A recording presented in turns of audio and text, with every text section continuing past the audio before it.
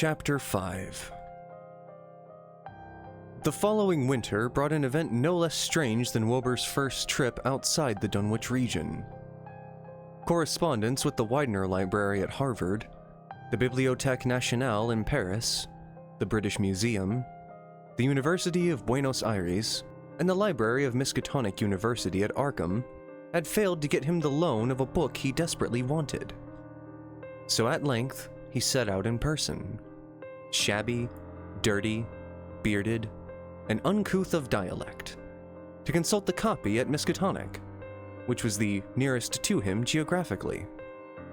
Almost 8 feet tall, and carrying a cheap, new valise from Osborne's general store, this dark and goatish gargoyle appeared one day in Arkham in quest of the dreaded volume kept under lock and key at the college library.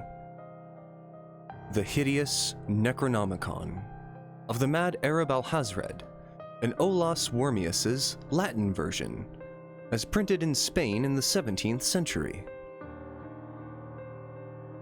He had never seen a city before, but had no thought save to find his way to the university grounds, where indeed he passed heedlessly by the great white-fanged watchdog that barked with unnatural fury and enmity, and tugged frantically at its stout chain.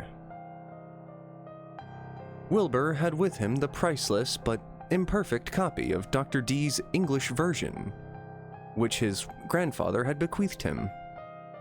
And upon receiving access to the Latin copy, he at once began to collate the two texts, with the aim of discovering a certain passage, which would have come on the 751st page of his own defective volume. This much he could not civilly refrain from telling the librarian.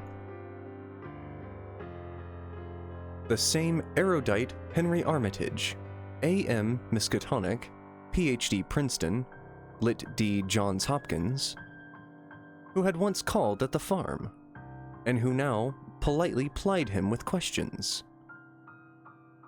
He was looking, he had to admit, for a kind of formula or incantation containing the frightful name Yog-Sothoth, and it puzzled him to find discrepancies, duplications, and ambiguities, which made the matter of determination far from easy.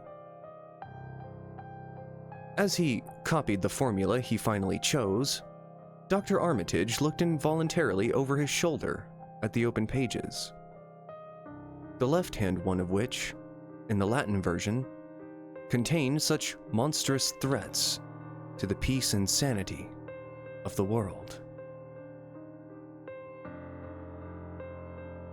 "Nor is it to be thought," ran the text as Armitage mentally translated it, "that man is either the oldest or the last of Earth's masters, or that the common bulk of life and substance walks alone. The old ones were, the old ones are, and the old ones shall be, not in the spaces we know, but between them. They walk serene and primal, undimensioned and to us unseen. Yog-Sothoth knows the gate. Yog-Sothoth is the gate. Yog-Sothoth is the key and guardian of the gate. Past, present, future, all are one in Yog-Sothoth. He knows where the old ones broke through of old, and where they shall break through again. He knows where they have trod Earth's fields, and where they still tread them, and why no one can behold them as they tread. By their smell can men sometimes know them near, but of their semblance can no man know, saving only in the features of those they have begotten on mankind. And of those there are many sorts, differing in likeness from man's truest eidolon, to that shape without sight or substance, which is they. They walk unseen and foul in lonely places, where the words have been spoken, and the rites howled through at their seasons. The wind gibbers with their voices, and the earth mutters with their consciousness. They bend the forest and crush the city, yet may not forest or city behold the hand that smites. Kadath in the cold waste hath known them, and what man knows Kadath? The ice desert of the south and the sunken isles of ocean hold stones whereon their seal is engraven. But who hath seen the deep frozen city, or the sealed tower long garlanded with seaweed and barnacles? Great Cthulhu is their cousin, yet can he spy them only dimly. Iya, Shub Nigurath, as a foulness shall ye know them. Their hand is at your throats, yet ye see them not, and their habitation is even one with your guarded threshold. Yog Sothoth is the key to the gate, whereby the spheres meet. Man rules now where they ruled once. They shall soon rule where man rules now. After summer is winter, and after winter, summer. They wait patient and potent, for here shall they reign again. Dr. Armitage, associating what he was reading with what he had heard of Dunwich and its brooding presences, and of Wilbur Whately and his dim, hideous aura that stretched from a dubious birth to a cloud of probable matricide, felt a wave of fright, as tangible as a draught of the tomb's cold clamminess. The bent, goatish giant before him seemed like the spawn of another planet or dimension, like something only partly of mankind, and linked to the black gulfs of essence and entity that stretch like titan phantasms beyond all spheres of force and matter, space and time.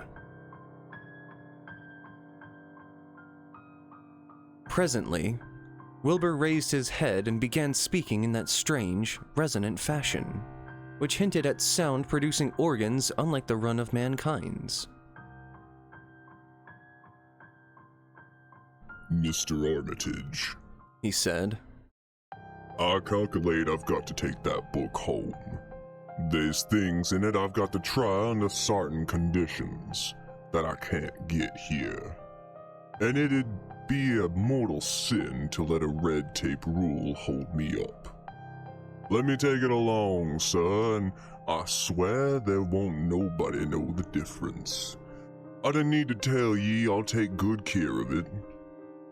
It wasn't me that to put this D copy in the shape it is.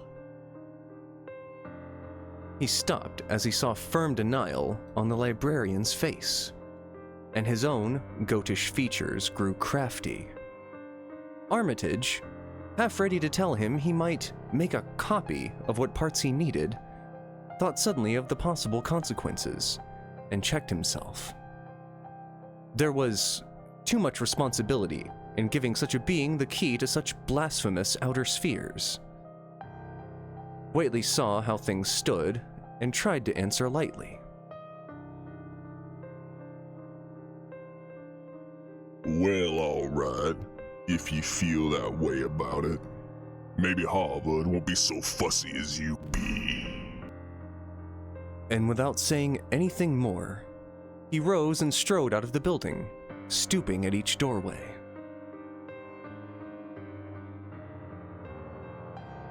Armitage heard the savage yelping of the great watchdog, and studied Whately's gorilla-like lope as he crossed the bit of campus visible from the window. He thought of the wild tales he had heard, and recalled the old Sunday stories in the Advertiser. These things, and the lore he had picked up from Dunwich rustics and villagers during his one visit there, unseen things not of Earth, or at least not of tri-dimensional Earth, rushed fetid and horrible through New England's glens, and brooded obscenely on the mountaintops. Of this, he had long felt certain. Now he seemed to sense the close presence of some terrible part of the intruding horror, and to glimpse a hellish advance in the black dominion of the ancient and once passive nightmare.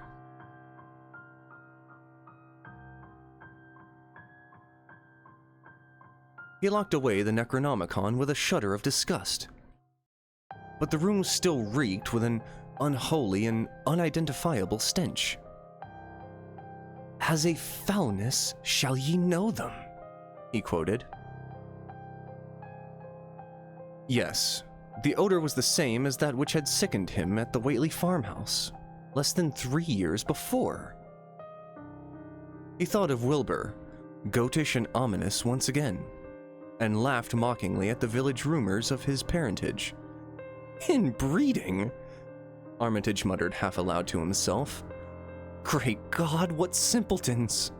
Show them Arthur Machen's great god Pan, and they'll think it a common Dunwich scandal. But what thing? What cursed, shapeless influence, on or off this three-dimension Earth, was Wilbur Whately's father?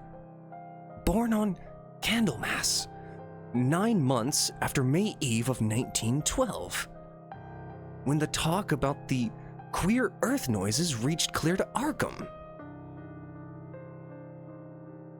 What walked on the mountains that May night?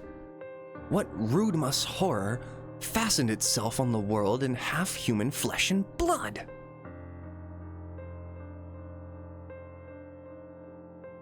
During the ensuing weeks, Dr. Armitage set about to collect all possible data on Wilbur Whately and the formless presences around Dunwich. He got in communication with Dr. Houghton of Aylesbury, who had attended old Whately in his last illness, and found much to ponder over in the grandfather's last words, as quoted by the physician.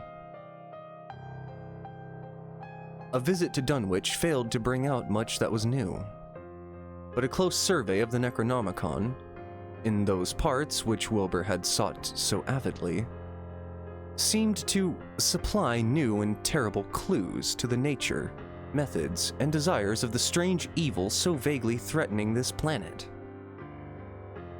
Talks with several students of archaic lore in Boston, and letters to many others elsewhere, gave him a growing amazement which passed slowly through varied degrees of alarm to a state of really acute spiritual fear. As the summer drew on, he felt dimly that something ought to be done about the lurking terrors of the upper Miskatonic Valley, and about the monstrous being known to the human world as Wilbur Whately.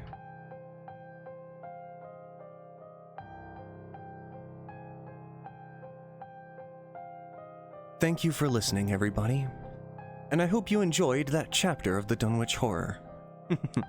I have to admit, I'm really excited to be sharing my personal favorite of Lovecraft's works with you all. Something about Wilbur Whately and how conniving he is and how normal